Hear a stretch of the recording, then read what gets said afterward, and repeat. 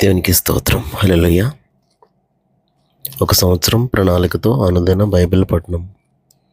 ఈరోజు 19 ఆగస్ట్ 2025. ఈ సంవత్సరంలో ఇది 231వ రోజు.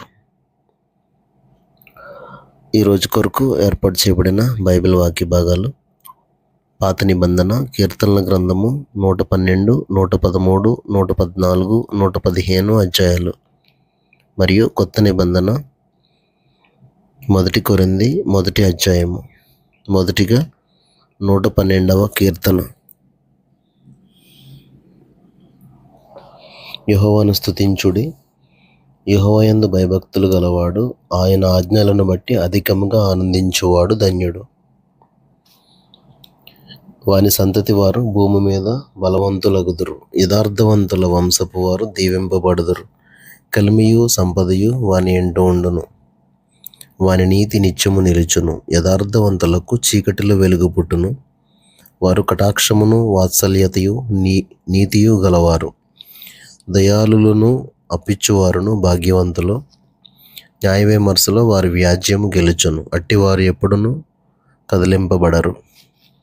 నీతిమంతులు నిత్యము జ్ఞాపకములో నొందురు. వాని హృదయము యెహోవాను ఆశ్రయించి స్థిరముగా నుండును. వాడు దుర్వార్తకు జడియడు. వాని మనస్సు స్థిరముగా నుండును.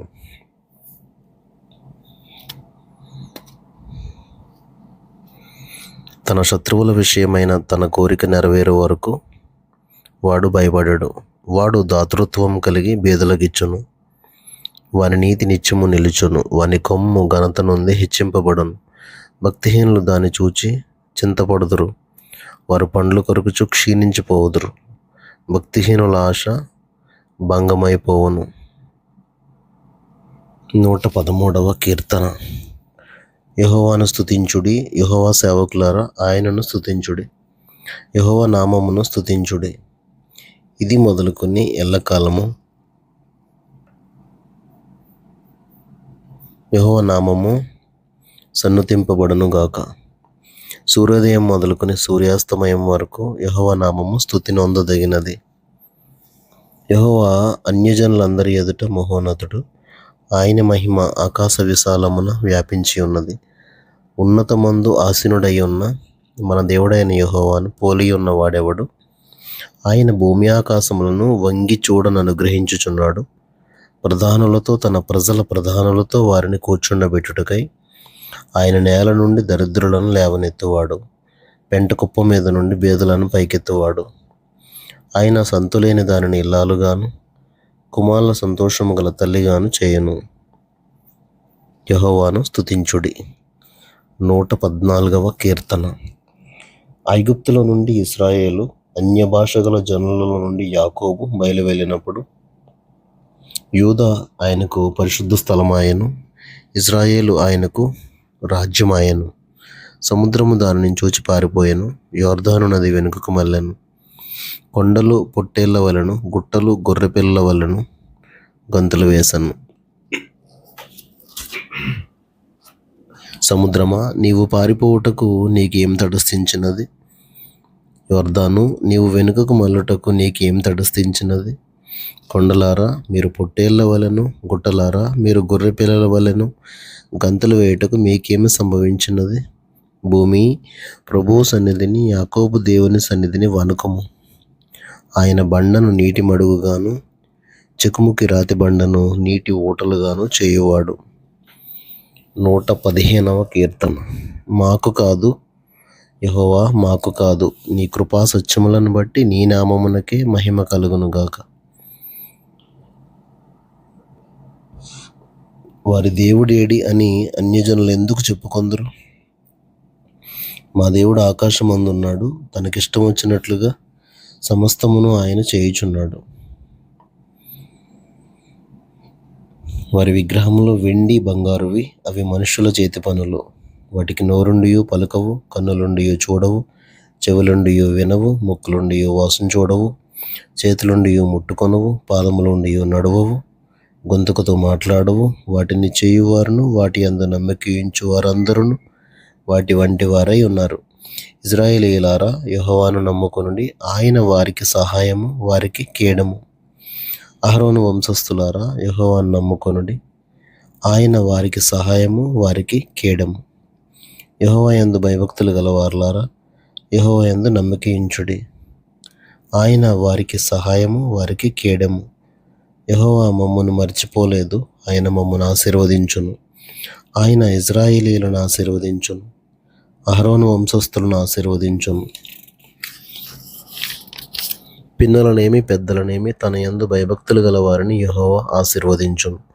యెహోవా మిమ్మును మీ పిల్లలను వృద్ధి పొందించును. భూమి ఆకాశములను సృజించిన యెహోవా చేత మీరు ఆశీర్వదింపబడిన వారు. ఆకాశములు యెహోవా వశము, భూమిని ఆయన నరులకిచ్చి ఉన్నాడు. మృతులను మౌనస్థితిలోనికి దిగిపోవారును యెహోవాను స్తుతింపరు. మేమైతే ఇది మొదలుకొని నిత్యము యెహోవాను స్తుతించదము. యెహోవాను స్తుతించుడి.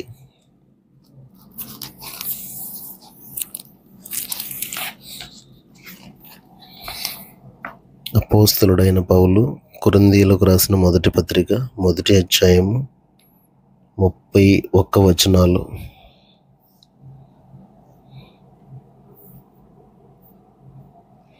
దేవుని చిత్తము వలన యేసుక్రీస్తు యొక్క అపోస్తలుడుగా నుండుటకు పిలువబడిన పౌలును, సహోదరుడునైన సొస్తెనేసును, కొరింథులోనున్న దేవుని సంఘమునకు, అనగా క్రీస్తు యేసునందు పరిశుద్ధపరచబడిన వారై పరిశుద్ధులుగా ఉండుటకు పిలువబడిన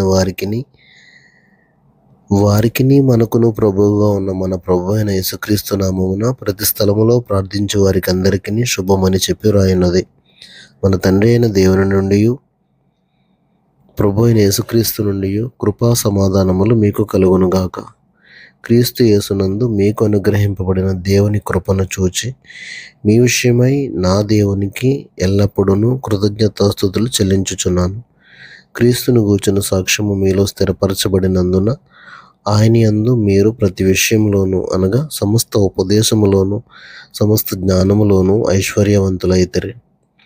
కనుక ఏ కృపావరమునందును లోపము లేక మీరు మన ప్రభు అయిన యేసుక్రీస్తు ప్రత్యక్షత కొరకు ఎదురుచూచుచున్నారు. మన ప్రభు అయిన యేసుక్రీస్తు దినమందు మీరు నిరపరాధులై ఉండునట్లు అంతము వరకు ఆయన మిమ్మును స్థిరపరచును. మన ప్రభు అయిన యేసుక్రీస్తు అను తన కుమారుని సహవాసమునకు మిమ్మును పిలిచిన దేవుడు నమ్మదగినవాడు. సహోదరులారా, మీరందరూ ఏకభావంతో మాట్లాడవలననియు, మీలో కక్షలు లేక ఏక మనసుతోనూ ఏక తాత్పర్యముతోనూ మీరు సన్నద్ధులై ఉండవలననియు మన ప్రభువైన యేసుక్రీస్తు పేరట మిమ్మును వేడుకొంచున్నాను. నా సహోదరులారా, మీలో కలహములు కలవని మిమ్మును గూర్చి క్లోయే ఇంటి వారి వలన నాకు తెలియవచ్చాను. మీలో ఒకడు నేను పౌలు వాడను, ఒకడు నేను అపోల్లో వాడను, మరి ఒకడు నేను కేఫా వాడను, ఇంకొకడు నేను క్రీస్తు వాడనని చెప్పుకొనుచున్నారని నా తాత్పర్యం. క్రీస్తు విభజింపబడి ఉన్నాడా? పౌలు మీ కొరకు సిలువ వేయబడిన పౌలు నామమున మీరు బాప్తిస్మం పొందితిరా? నా నామమున మీరు బాప్తిస్మం పొందితిరని ఎవరైనాను చెప్పకుండునట్లు క్రిస్పునకును గాయియుకును తప్ప మరి ఎవరికి నేను బాప్తిస్మం వేయలేదు. అందుకై దేవునికి కృతజ్ఞతాస్తుతులు చెల్లించుచున్నాను. స్టెఫన్ ఇంటి వారికి బాప్తిస్మం ఇచ్చితిని, వీరికి తప్ప మరి ఎవరికైనాను బాప్తిస్మం ఇచ్చితినేమో నేను ఎరుగను. బాప్తిస్మం ఇచ్చుటకు క్రీస్తు నన్ను పంపలేదు, కానీ క్రీస్తు యొక్క సిలువ వ్యర్థము కాకుండానట్లు వాక్చాతుర్యము లేకుండా సువార్త ప్రకటించుటకే ఆయన నన్ను పంపాను. సిలువను గూర్చిన వార్త నశించుచున్న వారికి వెర్రితనము, కానీ రక్షింపబడుచున్న మనకు దేవుని శక్తి. ఇందు విషయమై జ్ఞానుల జ్ఞానమును నాశనము చేతును, వివేకుల వివేకమును శూన్యపరతును అని వ్రాయబడి ఉన్నది. జ్ఞాని ఏమయ్యను? శాస్త్రి ఏమయ్యను? ఈ లోకపు తర్కవాది ఏమయ్యను? ఈ లోక జ్ఞానమును దేవుడు వెర్రితనముగా చేసి ఉన్నాడు గదా. దేవుని జ్ఞానానుసారముగా లోకము తన జ్ఞానము చేత దేవుని ఎరుగకుండినందున సువార్త ప్రకటన అను వెర్రితనము చేత నమ్మువారిని రక్షించుట దేవుని దయాపూర్వక సంకల్పమాయను. యూదులు సూచక క్రియలు చేయమని అడుగుచున్నారు, గ్రీసు దేశస్థులు జ్ఞానము వెదకుచున్నారు. అయితే మేము సిలువ వేయబడిన క్రీస్తును ప్రకటించుచున్నాము. ఆయన యూదులకు ఆటంకముగాను అన్యజనులకు వెర్రితనముగాను ఉన్నాడు. కానీ యూదులకేమి గ్రీసు దేశస్థులకేమి పిలువబడిన వారికే క్రీస్తు దేవుని శక్తియును దేవుని జ్ఞానమునై ఉన్నాడు. దేవుని వెర్రితనము మనుష్య జ్ఞానము కంటే జ్ఞానము గలది. దేవుని బలహీనత మనుషుల బలము కంటే బలమైనది. సహోదరులారా, మిమ్మును పిలిచిన పిలుపును చూడుడి. మీలో లోకరీతిని జ్ఞానులైనను ఘనులైనను గొప్ప వంశము వారైనను అనేకులు పిలువబడలేదు గాని, ఏ శరీరియు దేవుని ఎదుట అతిశయింపకుండునట్లు జ్ఞానులను సిగ్గుపరచుటకు లోకములో నుండి వెర్రివారిని దేవుడు ఏర్పరచుకొని ఉన్నాడు. బలవంతులైన వారిని సిగ్గుపరచుటకు లోకములో బలహీనులైన వారిని దేవుడు ఏర్పరచుకొని ఉన్నాడు. ఎన్నికైన వారిని వ్యర్థం చేయుటకు లోకములో నీచులైన వారిని, తృణీకరింపబడిన వారిని, ఎన్నిక లేని వారిని దేవుడు ఏర్పరచుకొని ఉన్నాడు. అయితే ఆయన మూలముగా మీరు క్రీస్తు యేసునందున్నారు. అతిశయించువాడు ప్రభువునందే అతిశయింపవలెను అని వ్రాయబడినది నెరవేరునట్లు దేవుని మూలముగా ఆయన మనకు జ్ఞానమును, నీతియు, పరిశుద్ధతయు, విమోచనమునాయను. దేవుడు తన పరిశుద్ధ వాక్యమును మన వినికిడిలో దీవించునుగాక. ఆమెన్.